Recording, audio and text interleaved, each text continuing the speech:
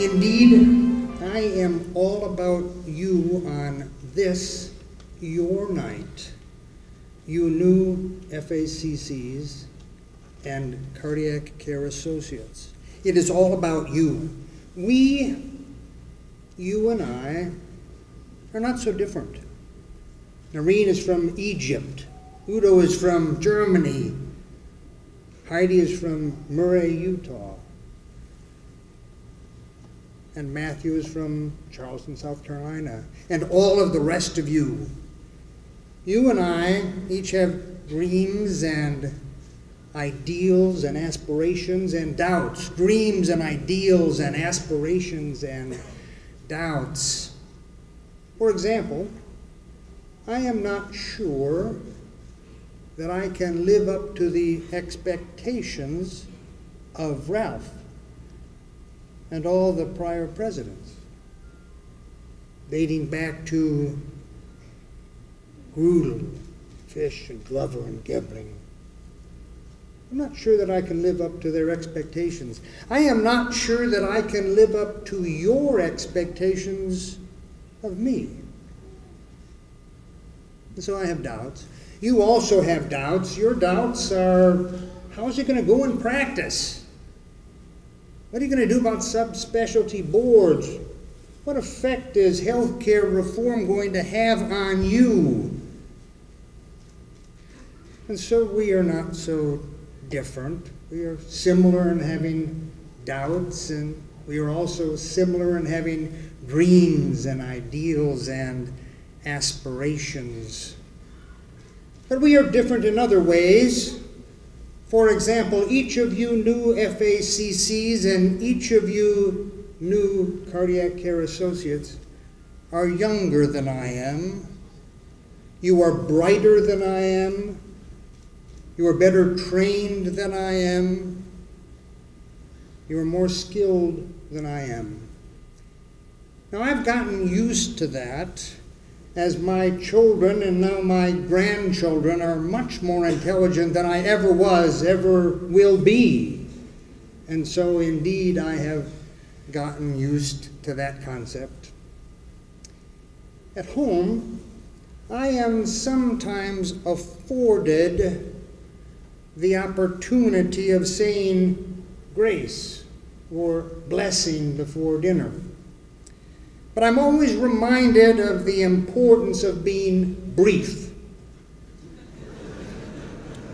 Some of the time I'm reminded by a kick under the table, some of the time a feigned snore that tells me my time is up if I drone on too long. And so on this evening, your evening, I will be brief.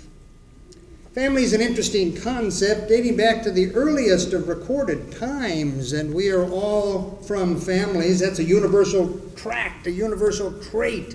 It binds us together, both you and I, the people next to you. All of us have families. We come from families, and they are interwoven into us. One of the precepts of group participation is having group participation. You have stood on multiple different occasions tonight. Get ready. Because I want to have your participation in what we're going to do now. The first is, how many of you newly minted, think about this, how many of you newly minted FACCs and cardiac care associates have proud families and friends in attendance here this evening, your evening? And if so, I would like you to stand. Your chance, kids. And remain standing, please. Secondly, how many of you in the audience are the proud families and friends of these newly minted FACCs and cardiac care associates? I want you to stand. Thirdly, how many of the rest of you in this room want these newly minted fellows and cardiac care associates to succeed wildly beyond any expectations. How many of you want that to be? Then stand and remain standing. Now, unless I have badly miscalculated, and I sometimes do that, I would hope that every single person in this room is now standing, because no matter what your relationship is to these novitiates, we, you and I, in the audience, want these people who so proudly marched in a blaze of color, we want them to succeed wildly beyond any expectation. Now, if there's anybody in the audience that is not standing, go ahead and stand. Join us. We're talking about solidarity. We are talking about the purpose of saying to you, we want you to succeed greatly. Now you can go ahead and sit down again. Back to the concept of family. The concept of family is even older than I am. Even though my family can't imagine that there is anything older than I am. Think about that. Several different forms of family have been described. There is the consanguine family. There is the Punaleuan family.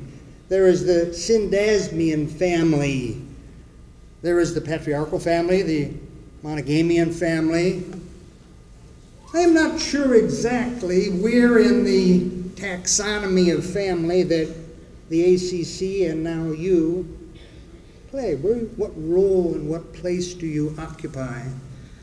But we do share a common heritage, and that common heritage is not a type of exotic blue cheese. It is Grudel, fish, Gebel, and Gerling. And those were the first 4 presidents of the ACC, dating back to 1949. And so we indeed share a common heritage. We share a common familial bond in that way. We're family in the shared common heritage, but our family is bigger than that. Our family includes our patients. It includes the people who are touched in some way by cardiovascular disease. It includes the people who will be touched in the future by cardiovascular disease and then will become our patients. My family is here. My wife, the love of my life. My children, now grown, and their families who have become my family. My brothers and sisters and this group are the rock upon which I build my life. They are the sail which carries me where I want to go. You must keep in mind that my family circle extends beyond consanguinity to include other people, the Frys of the world, Bob and Margaret Ellen, the Nishimuras of the world, the O'Garas of the world, the Cohens of the world, all the people who have made me what I am. Of course, I blame them for everything that's wrong. But these are the people that have made me what I am. What will you, newly minted novitiates, fellows, and fellowesses, need on your personal and professional journey? You will need family. A family of consanguinity. You will need a family of friends and colleagues, and importantly, you will need a family of patience.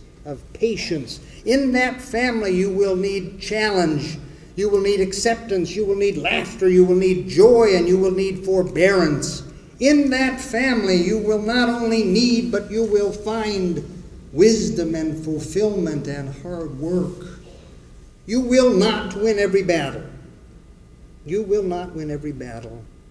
But you need to be fully engaged in every adventure that your journey will take you to and will involve you with. Some of you will go into research and follow the track of somebody like Peter Libby. a truly fundamental, important area. Some of you will go into academics and teaching and become the Nishimuras and the Ogaras of the future, a tremendously fulfilling mission. Some of you go into administration and you'll decide what the rest of us are going to do. You'll plot the course of all of us going forward, and some of you will work day in and day out in the trenches of life and death, where the smallest details matter very greatly. And so there will be many and variegated careers, many shades and different colors. We now, your ACC, is keen to weave you into the tapestry of professionalism that Ralph has talked with you about, to weave you into the tapestry of life.